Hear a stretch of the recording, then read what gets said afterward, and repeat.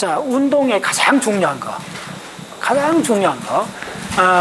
자, 운동은 왜 공부를 해야 되느냐? 브레인 전체로 봤을 때 일단 운동의 메인 센터는 요 위에입니다. 물론 요 밑에도 관여하는데 운동을 컨트롤하는 메인 중추는 바로 요 위에 있기 때문에 요를 확장하기 위해서 반드시 글로 들어가야 돼요. 들어가고, 자, 운동의 첫 번째 중요한 거. 첫 번째 중요한과 동시에 요 그림이 확실히 안다는 것도 아니고 언제든지 알면, 언제든지 이야기할 수 있으면 그 사람 운동 안 헷갈려요. 애들만 또 책에서 이 그림은 아니지만 그림 다른 걸로 해갖고 많은 설명을 몇 페이지에 걸쳐서 이걸 설명을 해요. 애들만 책에도. 신경학과 마음의 세계 보시면 있어요. 그래서 이게 뭐냐 하면 뭐 엄밀하게는 운동 피질인데 더 나아가고 꼭 굳이 구별할 필요 없어요. 사실은 더 크게 보면 다 들어가요. 세레브랄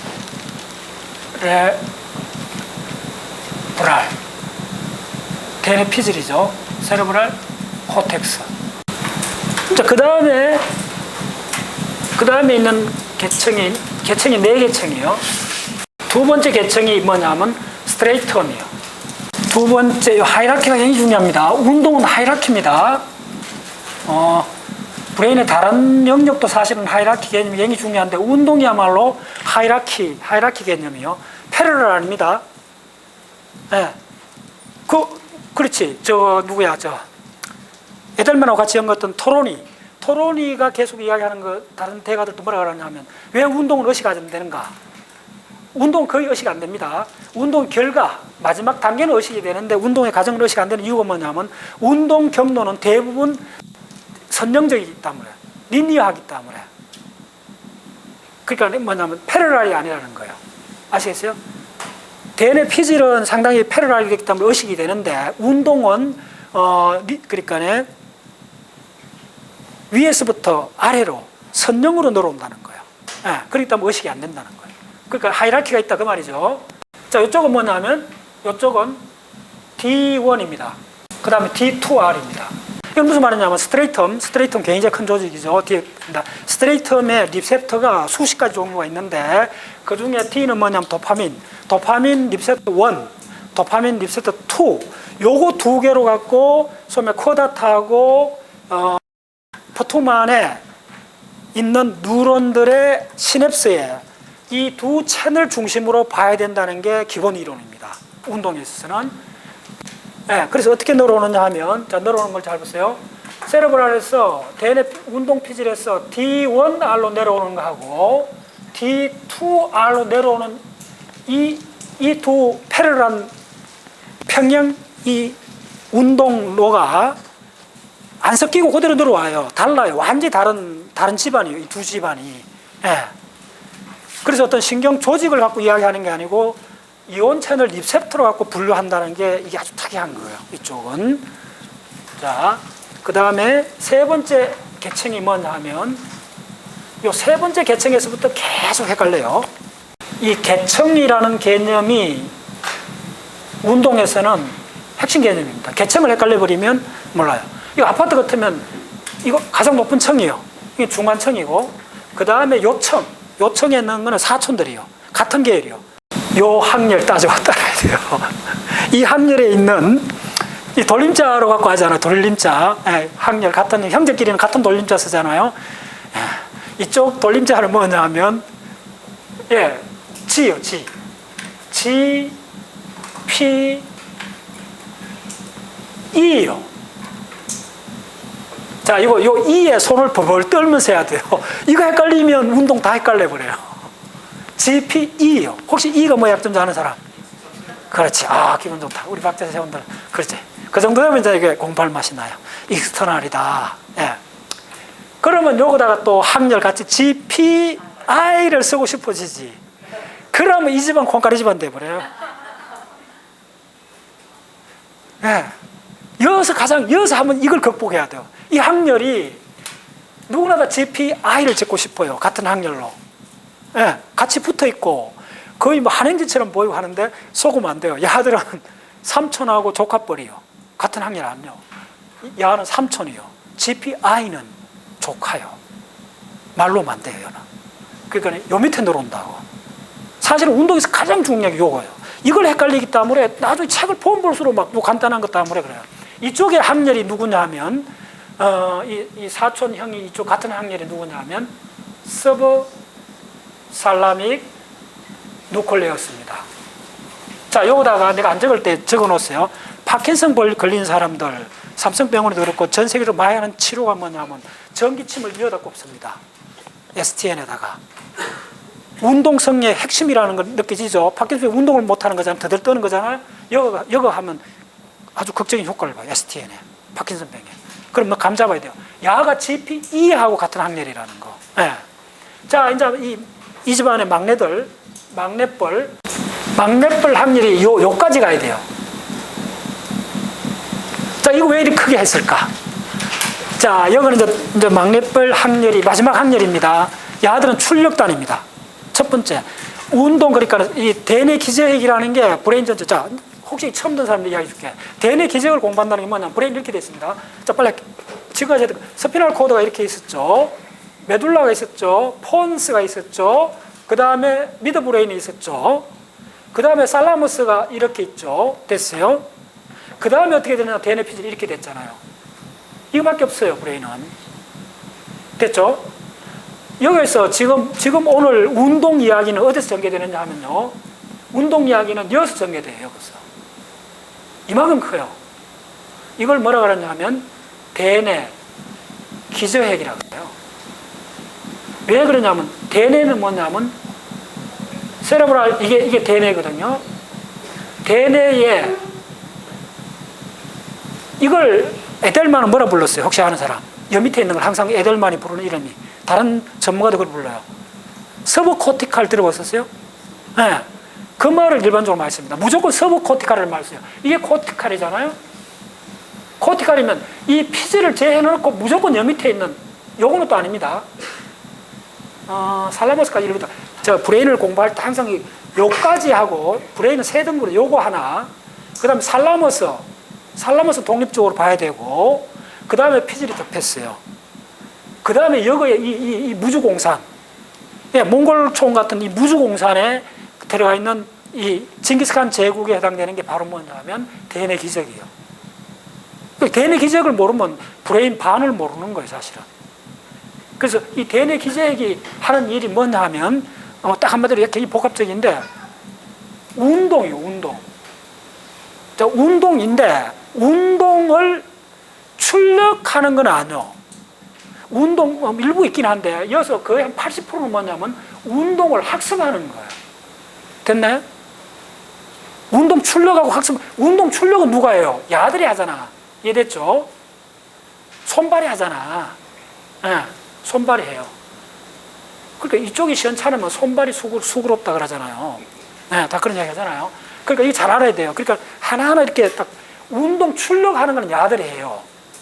그럼 운동 학습을 하는 거예요. 운동 학습은 잘 안 드러나요, 사실은.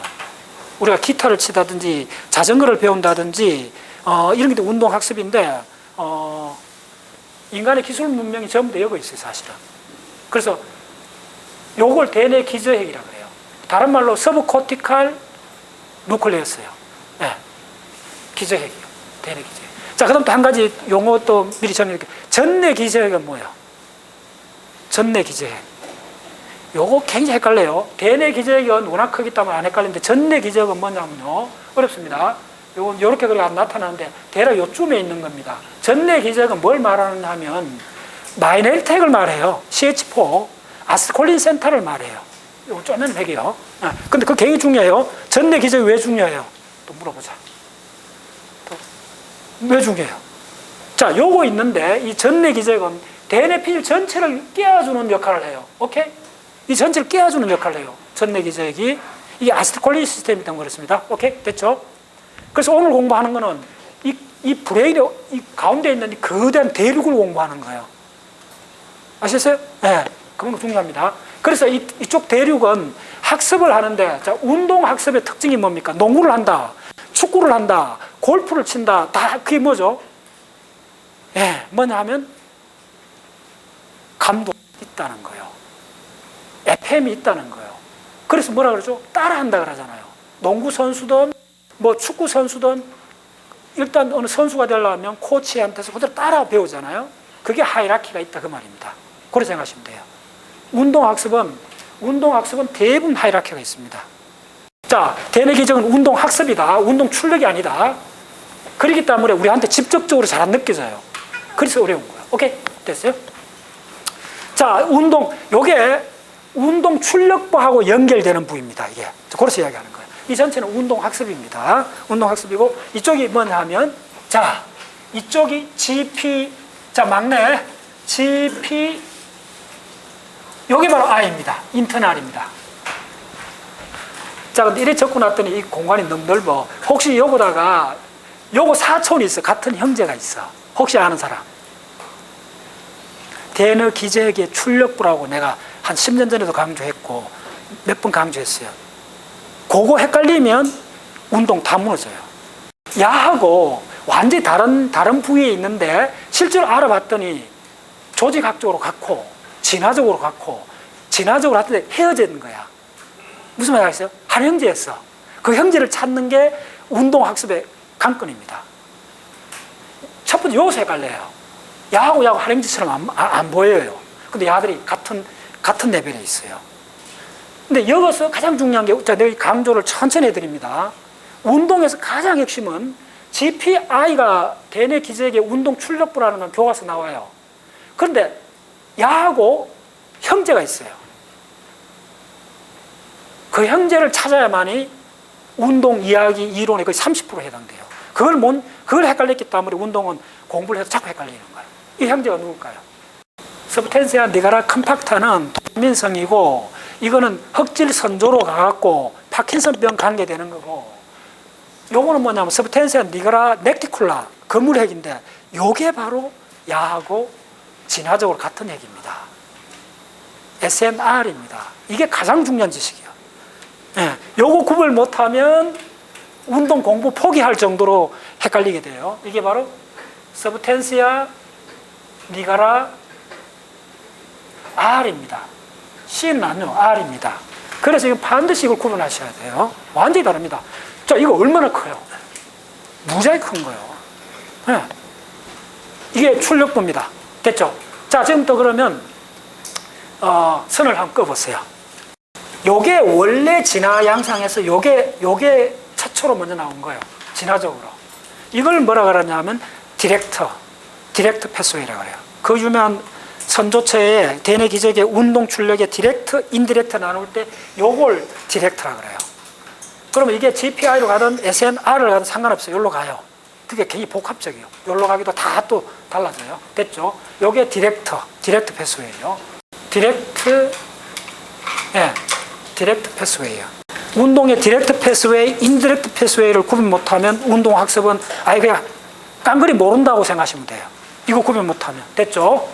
이거 운동일까네 결국 운동을 나가야 되는데 어디로 나가는가 보여드릴게요. 자, 요거다가, 자, 마지막에 플라이 하나 있습니다. 자, 이쪽에 출력부로 매개해주는 매개 신경핵이 있어요. 이게 살라머스입니다. 살라머스요? 네. 그래서 어떻게 되느냐 하면, 자, 연필 코테이션 잘 들어보세요. 굉장히 중요해요. 이거 교과서에 나오는 이야기인데, 그거 교과서에 어떻게 나오느냐 하면요. 내가 이 1960년도, 70년도 막 이렇게 초기에 이게 열고 탐침 꽂고 신경 축사 계속 따라고 이런 연구 아주 구체적으로 했어요, 사람들이. 그때 이 이나스라든지 지금 있는 60년대, 70년대 일본 학자들도 많아요. 이런 사람들이 처음에 이 운동성, 대뇌 기저역을 조사하다가 세포 레벨에서 하나 조사하다가 깜짝 놀란 사건이 있어요. 그게 교과서에 나와요. 뭐냐면 그때까지만 해도 억제성 누로는, 자, 아까 억제성 뭐라 그랬어요? 인터 누론이 한다 그랬죠. 그러니까 메인 프린시플 셀이 있다면 그 바로 옆에 붙어갖고 덩치는 적어요. 개수는 많아요. 그 옆에서 가까이서 억제를 해줘요. 그래서 억제성 누론은 대부분 억제당하는 메인 셀에 가까이 있다. 이렇게 보는 게 일반적인 통념이었어요. 그때까지. 근데 대뇌 기저역을 조사하다가 사람들이 깜짝 놀랐어요. 이건 완전 경악할 정도로 놀랐어요. 교과서에 나와요. 억제성 뉴런이 이렇게 장거리로 해준다. 그걸 뭐냐면 미디엄 스파이시 뉴런이라고 그래요. 적어놓으세요. 내가 지금 시간 없어요. 미디엄 스파이시 뉴런. 나중에 위키피디아 찾아보세요. 구글. 논문 막 쏟아질 겁니다. 그래서 대뇌 기저핵, 스트레이텀이나 쿼다터, 푸트만 쿼다터의 가장 많은 핵이 뭐냐 하면 미디엄 스파이스 뉴런이라는 거예요. 이 미디엄 스파이스, 그러니까 미디엄, 중간 크기의 스파이시, 가시가 많은 뉴런. 이 뉴런들을 조사하면서 신경해부학자들이 깜짝 놀랐던 게 뭐냐. 미디엄 스파이스 뉴런이, 자, 해마 같으면 CA1, CA3 이런 이야기 하잖아요. 대뇌 기저를 이해할 때는 반드시 미디엄 스파이시 뉴런을 이해하셔야 돼요. 그 뉴런은 축삭이 미디엄이기 때문에 보통 그 인터뉴런은 축삭이 짧은데 가바성 뉴런은 짧은데 야도 축삭이 길어요. 상당히 길어요. 무지하게 긴 건 아닌데. 그래서 깜짝 놀랐어요. 학자들이 통념을 깨고 대뇌 기저핵은 압도적으로 많은 가바성 뉴런이 가득 차 있다. 요거만 기억하세요. 그래서 운동, 자 적으세요. 운동 기꼬로 억제다. 자, 운동을 잘한다는 말은 뭐냐면 내가 뭐 태권도를 할 때 밟기를 잘한다. 축구를 잘한다. 딱 목표를 향해 갖고 내 운동충이 정확히 나가야 되잖아요. 운동충이 정확히 나간다는 말은 뭐냐면 나머지 필요 없는 모든 운동을 억제해 줘야 돼요. 그래서 운동은 무수하게 많은 근육 중에 하나를 선택하는 과정이고 그 선택을 뒤집으면 다른 걸 무수하게 억제했다는 말이 되는 거예요.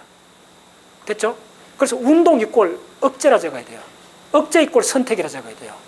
이게 대뇌 기저를 공부하는데 가장 핵심 개념이에요. 억제가 바로 선택이다. 그래서 운동은 선택하는 거다. 됐죠? 운동은 내가 많은 자유도를 가진 손발 움직임 중에 그 많은 자유도 중에 하나를 선택해야 되는 거예요. 그래서 대뇌 기저핵은 미디엄 스파이스 뉴런, 가바성 뉴런으로 가득 차 있다. 1억 개가 넘습니다. 엄청 많아요. 그래서 이렇게 해야 돼요. 이게 억제성입니다. 그래서 무조건 자 이게 안 적었구나. 이게 스트레이텀입니다. 요 블락이 스트레이텀이라는 개념이 어렵습니다. 일단 뭐냐 하면 스트레이텀은 창백하고 조갑에 투만하고 글로벌 팔라더스가 결합된 거. GPI, GPE 이쪽이요.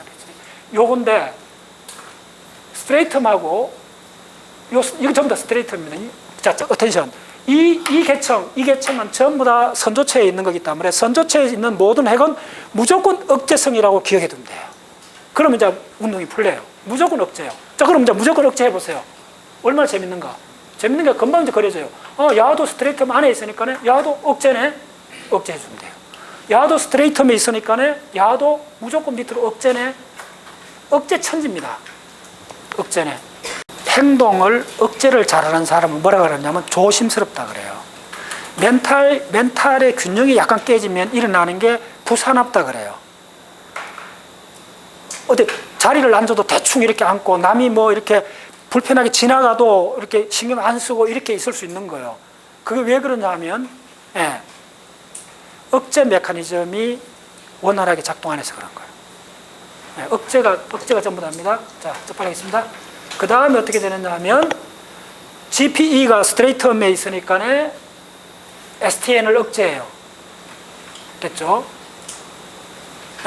여기까지는 다 됐어요. 그 다음에 GPI가 선조체에 있나요? 어디에 있어요? 선조체에 있죠. 선조체에 있기 때문에 야도 억제예요. 이런 경우는 드물어요. 브레인 사이언스를 해보면 이렇게 통째로 억제로 되어 있는 회로는 참 드물어요. 그래서 운동의 핵심은 억제다. 억제가 바로 선택이다. 내가 원하는 딱 하나를 선택한다. 그 선택 메커니즘이 원활하게 돌아가지 않을 때 온갖 부사나운 행동이 나오는 거예요. 됐죠? 억제입니다. 잘 억제해야 돼요. 자, 이제 요 경로를 잘 보세요. 야는 곧장 해가 억제해버리면 됐는데 야는 왜 중간 단계 GP하고 STN을 거쳐갖고 궁극적으로 출력부를 억제하게 됐느냐. 그래서 이걸 뭐라 하냐면 인디렉트라 그래요. 이제 이해됐죠? 이 회로가 그 유명한 인디렉트 회로예요. 가장 축약적으로 말씀드리면 이게 인디렉트예요. 인디렉트란 말은 뭐냐면 요 단계, 요 층을 하나 경유해 간다 그 말이에요. 됐죠? 자, 됐어요. 자, 이제 마무리하면서 야는 엄밀히 말해 스트레이텀 구조가 아니요. 그래서 이제 헷갈리는 거예요. 야는 억제가 아니요. 야는 억제가 아니요. 그래서 이게 조합을 해보면 헷갈릴 수밖에 없어. 조합이 만만찮아요. 야는 억제가 아닙니다. 글루타메트성입니다. 이렇게 됐어요.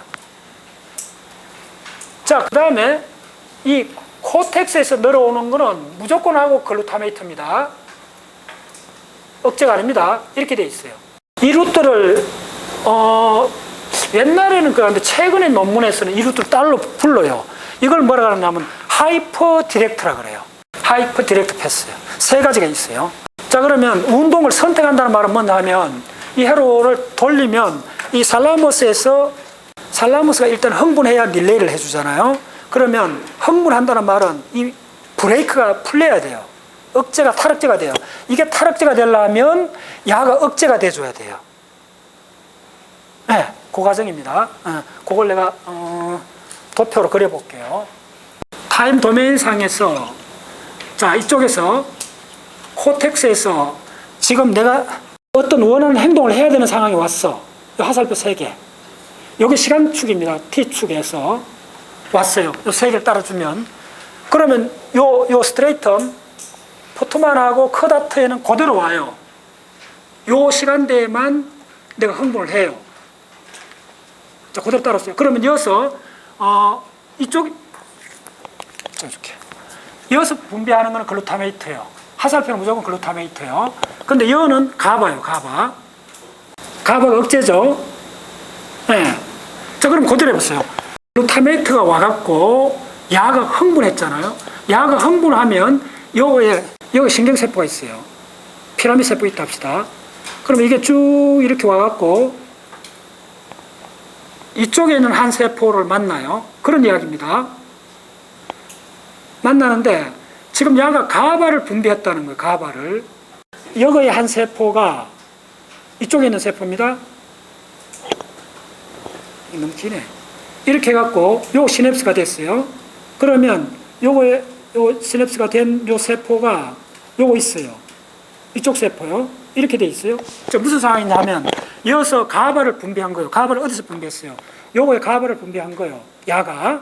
이쪽 안에, 이쪽은 어떻게 돼요? 정상적으로 분비를 하면 야는 액틴 포텐셜이 마이너스로 더 떨어지죠. 그러면 흥분을 안 하잖아요. 흥분을 안 하는 거예요.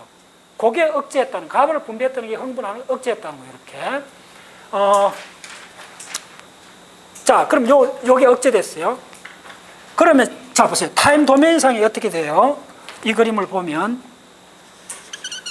지금 요때 이어서 글루타메이트가, 지금 여기에 GLU가 분비됐죠. 그리고 요때 야가 흥분했잖아요. 이 세포가. 흥분해, 요 와서 가바를 분비했죠. 그럼 요 세포는 어떻게 되느냐 하면요. 요게 흥분할 때, 요때는, 이게 흥분했다는 거는 이게 억제가 된다는 말이잖아요. 억제가 되기 때문에 여기서는 안 생겨요. 화살표 이쪽에 생겨요. 무슨 말인지 아시죠? 요 부분은 안 생겨요. 다른 데를 억제하는 거예요. 네. 그 다음에 어떻게 되느냐 하면, 자, 요거 와서, 요까지인데 다시 그려줄게요. 한번 보세요. 요쪽에서 엉뚱한 데는 흥분하고, 정작 그 타임에서는 흥분 시그널이 없다는 거예요. 그런데 야가 이쪽에서 살라머스를 하니까 다시 뒤집어지잖아요. 이 상황이. 살라머스는 어떻게 되겠어요? 여기 억제된 부분이 흥분이 되죠. 이해됐나요? 억제된 요 가운데 부분이 흥분이 되는 거예요. 이해됐어요? 요 그림 이해하면 다 이해해요. 사실은 이 대뇌 기적에서 가장 중요한 이론, 요 이론이에요. 요 부분이, 예. 됐죠? 요 부분이 흥분한다는 말은 뭐냐 하면, 이게 계속 지금 작동해갖고, 요 부분이 흥분, 요 부분이 어느 부분이요?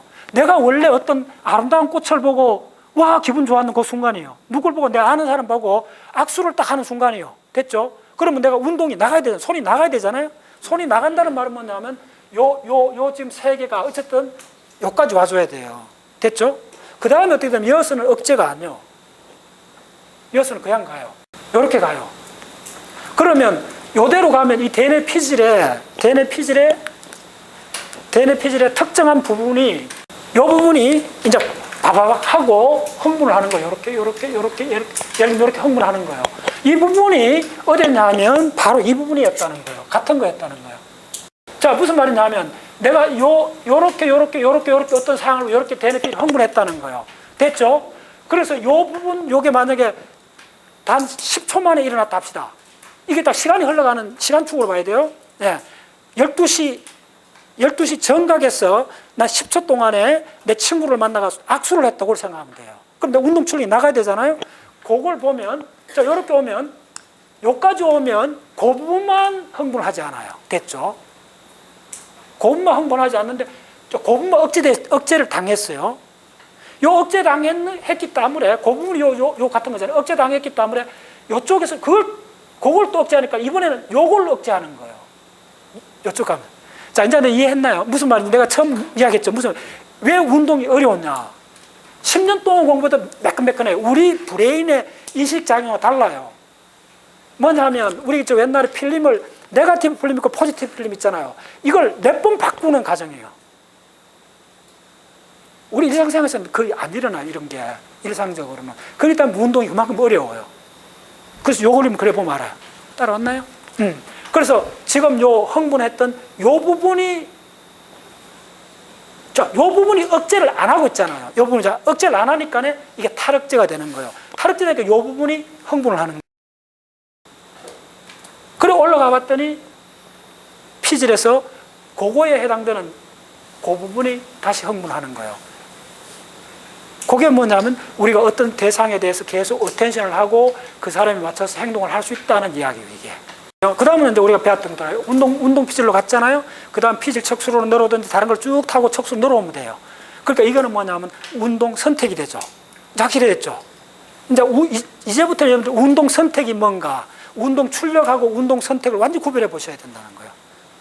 그래서 DNA 기저귀에서 하는 거는 운동 출력이 아니고 운동 선택인 겁니다. 운동을 선택하는 연속적 과정을 운동 학습이라 그래요. 됐죠? 그 선택은 내가 원하는 것만 해야 되는 거예요. 그 말은 뭐냐면 내가 원하지 않는 모든 걸 억제하고 있다는 거예요. 그래서 DNA 피질은 자, 억제로 가득 차 있어요.